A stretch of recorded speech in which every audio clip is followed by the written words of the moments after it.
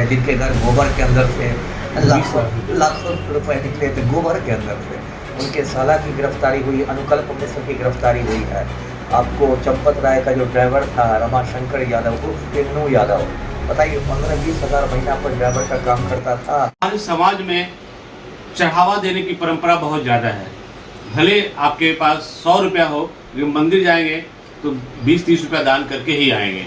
और इसमें करने वाले ज़्यादा दलित समाज के लोग जो हैं, या जो स्वर्ण समाज को छोड़ के बाकी लोग हैं, ज़्यादा चढ़ावा वही देते हैं। तो ये अभी आपने सुना होगा कि अयोध्या में जहाँ राम जी को लाएंगे, काफ़ी चर्चाएँ हुई थी। आज चंपत राय वहाँ पे काफ़ी मेन मालिक थे वहाँ पे, और अब चंपत राय ही चढ़ावा को चंपत कर गए हैं। तो 200 करोड़ का वहाँ पे घोटाला बताया जा रहा है। और जानते हैं क्या कुछ कहना है एक्स IPS अमिताभ दास जी का। सर, चढ़ावा चोरी सुना होगा आपने, क्या कुछ है? पूरे हिंदुस्तान ने सुन लिया है, अयोध्या के राम मंदिर में ऐसी लूट मची है। और दो बातें मैं कहता हूँ दर्शकों से, एक तो ये जो चढ़ावा चोरी 200 करोड़ का नहीं है, कम से कम 1000 करोड़ का, कम से कम। दूसरी बात की चंपत राय भी छोटी मछली ही है, इसमें योगी आदित्यनाथ से लेके नरेंद्र मोदी सबकी संलिप्तता है ना। दूसरी बात, अब दर्शकों को सारा मामला मालूम है। ये राम मंदिर जो अयोध्या का है, इसकी प्राण प्रतिष्ठा हुई थी 22 जनवरी 2024 को। लोकसभा चुनाव के कुछ महीने पहले बहुत धूमधाम से मोदी जी खुद गए थे प्राण प्रतिष्ठा में, और ऐसा उस समय दिखाया गया था कि अब तो भारत में एकदम राम राज्य का सूत्रपात हो गया, अब तो शेर और बकरी एक ही घाट पर पानी पिएंगे। उसके बाद देखिए, माना जाता है कि वहाँ रोज़ 1 लाख के आसपास दर्शनार्थी आते हैं अयोध्या के राम मंदिर में, और सब लोग चढ़ाते हैं, कोई नकद, कोई सोना, कोई चांदी, कोई आभूषण। और जब 50 लोगों की टीम तो है उनका चढ़ावा की गिनती करने के लिए। और ये जो चंपत राय हैं वो श्री राम जन्मभूमि तीर्थ क्षेत्र ट्रस्ट का सचिव हुआ करता है। अब क्या हुआ कि पता चला इसी 7 जून को ये बात आई कि उसमें बहुत ज़्यादा लूट मची। उसके बाद यूपी सरकार ने एक SIT बनाया 3 सदस्यों का, जिसमें लखनऊ के कमिश्नर थे, लखनऊ के IC का एक ऑफिसर थे, एक और ऑफिसर थे। उसका SIT ने रिपोर्ट सौंपी। उस रिपोर्ट के बाद 7-8 लोगों पर FIR हुआ है, उनकी गिरफ्तारी भी हुई है। लेकिन सबसे आश्चर्य की बात है कि चंपत राय पर कोई FIR नहीं हुआ है, नाम भी नहीं है। हाँ, कोई FIR नहीं हुआ, सिर्फ उनका इस्तीफा ले लिया गया है। और अनिल मिश्रा पर भी FIR नहीं हुआ है, और सिर्फ उनका इस्तीफा दिया गया है। और FIR जिसमें हुआ है उसमें उसकी गिरफ्तारी हुई है, लवकुश मिश्रा की गिरफ्तारी हुई है, जिनके घर गोबर के अंदर से लाखों रुपए निकले थे गोबर के अंदर से, उनके साला की गिरफ्तारी हुई, अनुकल्प मिश्र की गिरफ्तारी हुई है। आपको चंपत राय का जो ड्राइवर था रमाशंकर यादव उर्फ टिन्नू यादव, बताइए 15-20 हज़ार महीना पर ड्राइवर का काम करता था, और अयोध्या हवाई अड्डे के पास उसकी 70 कमरों का उसका हॉस्टल चलता है, करोड़ों की प्रॉपर्टी है। ये गिरफ्तारी हुई है। लेकिन सवाल यही कुछ और, तो उसमें बहुत सारी ऐसी चीज़ें इन लोगों ने चुरा दी है जो कि मतलब जिसको आप दुर्लभ कर सकते हैं। हनुमान जी की चांदी की गदा की चोरी हो गई है।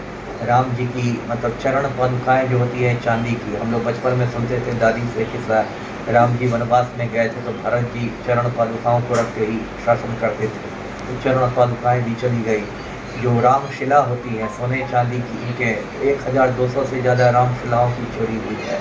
एक काक भुशुंडी की मूर्ति थी चांदी की, उसकी मतलब पूरा है ना, जो कबीरदास कहते थे, राम नाम की लूट है लूट सत्व तो लूट, अंतकाल पछताएगा जब प्राण जाएंगे छूट। तो पूरा राम नाम की इन लोगों ने लूट मचा दी है। और इस बार योगी मॉडल पूरा कचरा हो गया है, न किसी के घर बुलडोजर चल रहा है, न किसी का इनकाउंटर हो रहा है। तो बस गरीब मुसलमानों और गरीब दलितों के घर वहाँ बुलडोजर चलता है यूपी में। तो ये बहुत बड़ी लूट है। मुझे लगता है 10 महीने बाद जो यूपी में चुनाव है उसमें एक बड़ा ये मतलब चुनावी मुद्दा भी बनेगा। लोग कह रहे हैं कि योगी से नाराज है दिल्ली सल्तनत, तो इसलिए वो भी चाहती है कि इस तरह कुछ हो ताकि योगी को हटाया जा सके। नहीं, सब लोग एक ही थाली के चट्टे बट्टे हैं, है ना। ऐसा नहीं कि दिल्ली दरबार में जो लोग मोदी जी बैठे हुए हैं उनका इसमें हाथ नहीं होगा, नहीं तो चंपत राय पर भी FIR होता। लेकिन ये बात लोग समझ गए कि एक मतलब ये लोग राम को नहीं छोड़ते हैं और बाकी किसको छोड़ेंगे। 1000 करोड़ की चोरी, उसके बाद वहाँ पर दर्शनार्थियों की संख्या में गिरावट। आपके दर्शक क्यों नहीं समझ पाते हैं? वो तो दान करने आते हैं कि राम जी को दे रहे हैं, और उस राम जी को नहीं चंपत राय को दे रहे थे। अब ये तो भाई धर्म का नशा है ना। कार्ल मार्क्स कहते थे कि धर्म जनता का अफीम होता है, तो धर्म भी एक तरह का नशा ही है, जो तंबाकू और गांजा सबके नशा, शराब सबके नशा से बुरा नशा होता है। तो धर्म में आदमी के सोचने समझने की शक्ति ख़त्म हो जाती है, तब आदमी ऐसे ही पागलों वाले काम करते हैं। इसलिए देश की ये दुर्गति हो गई है। हिंदुस्तान की हर गली में आपको दर्जनों चमत्कारी बाबा मिल जाएंगे, इसके बावजूद दुनिया के सबसे गरीब देशों में है। तो उनके चमत्कार का क्या हम अचार डालें जी। इसलिए ये अयोध्या का, जिसे आपने सुना कि 200 करोड़ का जो है घोटाला बता रहे हैं, लेकिन ये बता रहे हैं कि 200 करोड़ तो कम है, लगभग 51,000 करोड़ का घोटाला है। और उसमें सिर्फ चंपत राय ही मुख्य आरोपी नहीं है।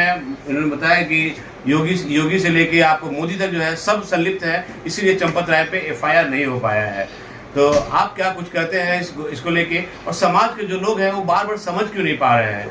आखिर आपके आसपास जो समाज में जहाँ रहते हैं वहाँ पे जिन जरूरतमंद को ज़रूरत होता है उनका मदद नहीं करते हैं, और आप जाके मंदिरों में जाके आप चढ़ावा चढ़ाते हैं और उस चढ़ावे का कोई मतलब नहीं होता है। जो आप चढ़ावा चढ़ाते हैं वो भगवान को बिल्कुल जरूरत नहीं है।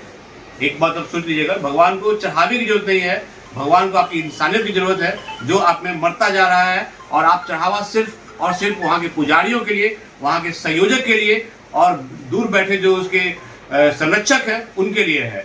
तो आज से भी जो है आप लोग कसम खा लें कि चढ़ावा नहीं चढ़ाएंगे।